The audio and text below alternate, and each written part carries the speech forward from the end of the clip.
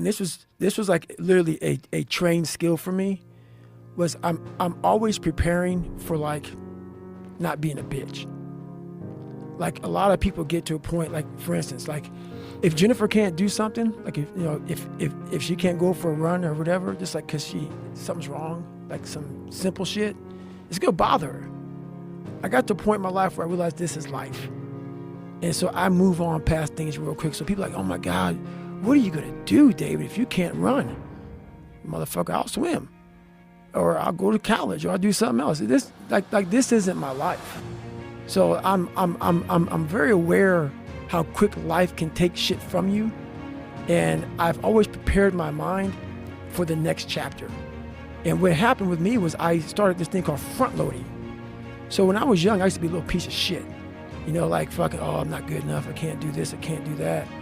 But the second I got my head out of my ass and I realized, man, you can achieve a lot of shit if you get off your ass and you start moving and you start motivating yourself.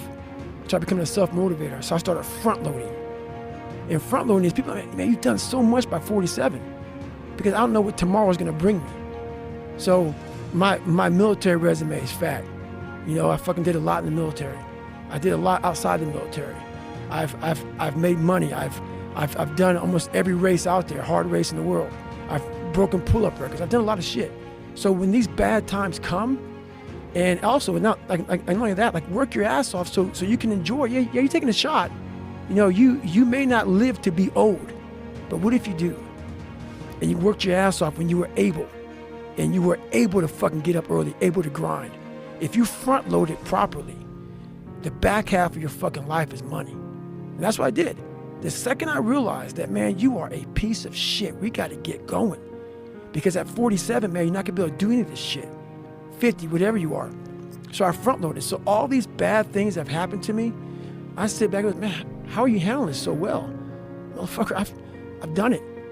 I front loaded. I have the money I need, I have the success I need, I have the fucking, the determination, the willpower, and also the pride in myself. So when I wake up every morning, I know who the fuck I am. I front loaded perfectly. So I don't care what's taken from me. But it's gotta be a strange position to be in where your body is your medium. The body is the vehicle for you to express yourself. Right. And your body's breaking down. Mm-hmm. And I know that they consider doing knee replacements on you too. Yep.